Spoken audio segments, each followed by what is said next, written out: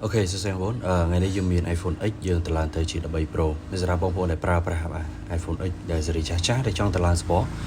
Vô mọi từ lần bán thì để dương ai từ lần bán miền chạp vì iPhone X đập mũi Pro Max XO hay năng đập mũi Pro Max để support after đập Pro Max cái này. Miền bông bông khác ở tại xuôi nhung tha. Về để dương từ lần nó cứ server Wi-Fiឬក៏ server internet ចាប់បានគឺសម្រាប់ខ្ញុំតឡើងគឺចាប់បានធម្មតាបងវាអត់មានជាបញ្ហាទេគឺសម្រាប់ការចាប់ហ្នឹងគឺចាប់ដូចជាទូរស័ព្ទយើងប្រើជាទូទៅរាល់ថ្ងៃចឹងហើយអានេះយើងក៏ធ្វើការដោះគ្រឿងបបែកគ្រឿងទាំងអស់បងប្អូនទាំងនេះអាចមើលបានគឺយើងធ្វើការដោះគ្រឿងមានប្រមាណគឺយើងដោះទាំងអស់ហើយសម្រាប់ការចាប់សេវាគឺអូខេចាប់បានធម្មតាជាទូទៅគឺសេវាបងប្អូនទាំងនេះប្រើមិនគឺវាចាប់ចឹងហើយមួយទៀតបងប្អូនទាំងនេះតែងទៅសួរថាទីតាំងបងនៅខាងណាវិញទីតាំងខ្ញុំនៅខាងក្រុងសៀមរាបបងប្អូននៅផលិតផលចឹងការងារយើងក៏ចិត្តហើយសម្រាប់ការតឡើងនេះគឺយើងតឡើងឲ្យបងប្អូនទាំងនេះមើលផ្ទាល់តែម្ដងហើយបងប្អូនទាំងនេះអាចចាំយកបានគឺការរយៈពេលតឡើងគឺ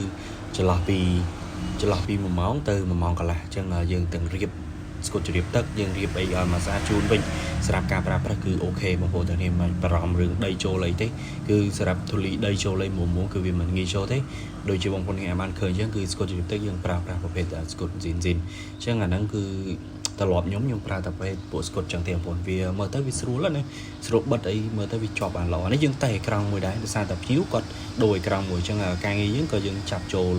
ប្រហើយមកបាទចាប់ខ្ចៅចាប់អីប្រហើយមកហើយយើងមកពិនិត្យមើលថាយើងតឡើងទៅវាមានបញ្ហាអីអត់ហើយបើមានបញ្ហាគឺយើងមើលឲ្យអានេះ flash ហើយគឺបើកភ្លើងធម្មតាហើយជាមួយនឹងកាមេរ៉ាបាទកាមេរ៉ាមុខគឺថតកាមេរ៉ាក្រោយគឺថតចេញធម្មតាហើយកាមេរ៉ាមុខគឺថតបានអូខេធម្មតាទេបងប្អូនដែលមានតម្រូវការចង់តឡើងអីអាចតាក់ទងមកខ្ញុំបានហើយបងប្អូនឆាតមកអរគុណច្រើន